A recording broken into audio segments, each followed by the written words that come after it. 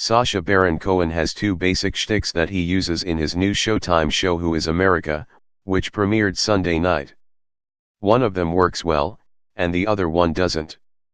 Unfortunately, of the 4 segments in the premiere, he uses the effective strategy once and the ineffective one 3 times. Those unfamiliar with Cohen's past work in films like Borat and Bruno need only to know that what he does, in short, is interview, and interact with, people while inhabiting various absurd alter egos. It's a prank show, for all intents and purposes.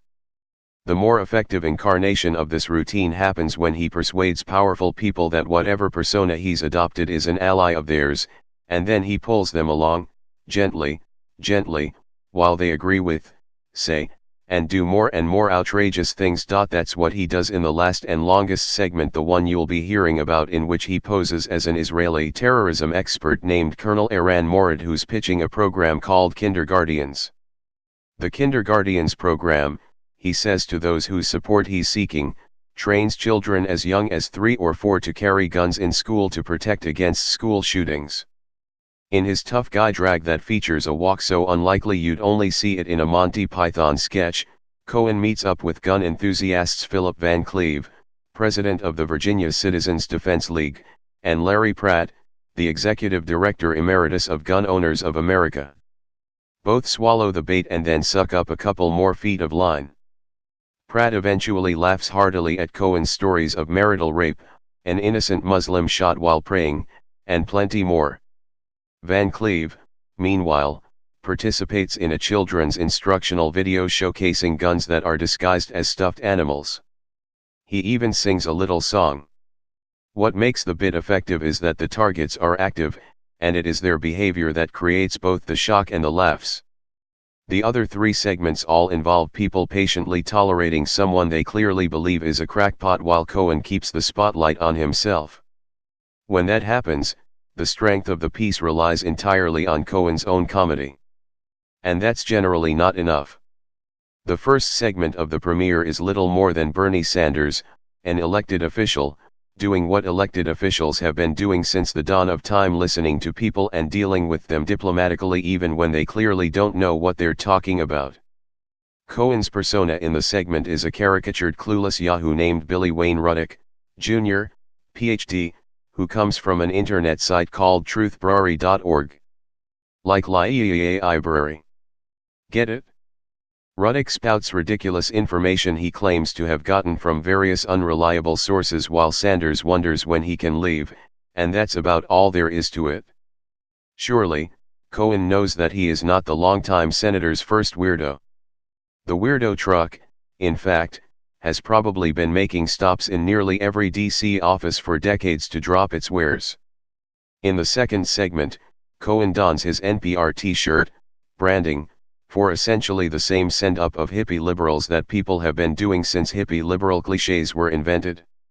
He plays a super earnest, balding, and ponytailed, middle-aged guy who greets you with namaste, then introduces himself by saying, "I'm a cisgender white heterosexual male. For which I apologize. I'm sorry to say that these indeed are the jokes, folks." He sits down for an elegant dinner at the home of a couple of well-off Trump voters to try to understand them. But here, Cohen isn't using the strategy he does in the gun segment. He's presenting himself as an interloper, as someone they would expect not to like. Thus, they're fully on their guard, and as he presents more and more ridiculous stories of how his family makes their daughter pee standing up and free bleed on the American flag, all they do is sit there and try not to react. And nothing they do, really, is funny. Assuming they really buy that all this is real, which I am not sure they do, what they're experiencing, a bunch of stereotypes being confirmed by a guy who's intentionally acting out stereotypes. There's not really any tension in the segment.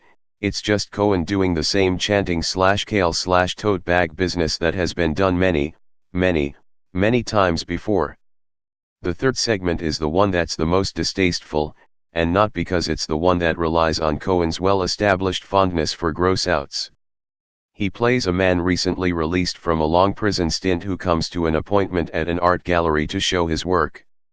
The woman, identified only as Christy, goes from curious to mildly amused to having a severe case of "this is going to be a great story I can tell later," as Cohen's character explains how he learned in prison to make art from his own various bodily secretions.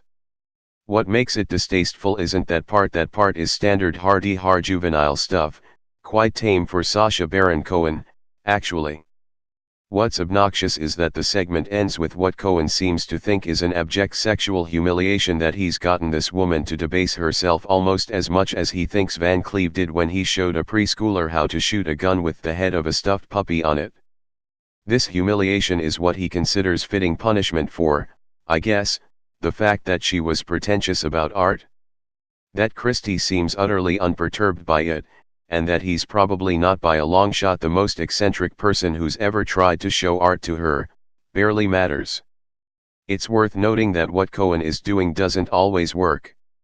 Florida Representative Matt Gaetz, for instance, looks to be onto Cohen's terrorism expert from the jump, asking whether the guy really thinks he's going to say on camera that he favors giving guns to 3- and 4-year-olds.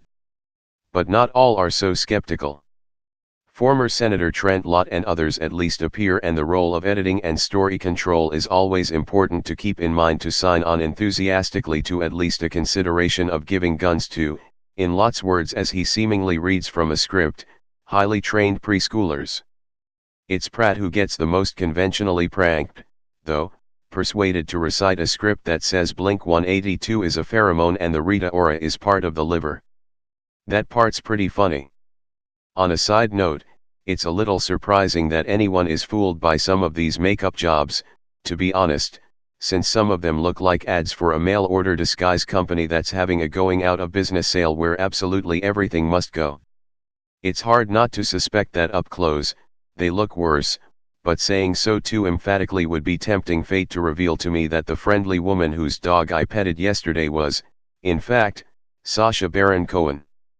Sketch shows ones with short segments like this, even if made differently, are often inconsistent. That's the central trait of Saturday Night Live, too. In the premiere episode, there were 3 weak, uninspired pieces and one that was a solid hit. How much you want to watch this show will depend on how you feel about that ratio and how much patience you have for how funny Cohen thinks he is.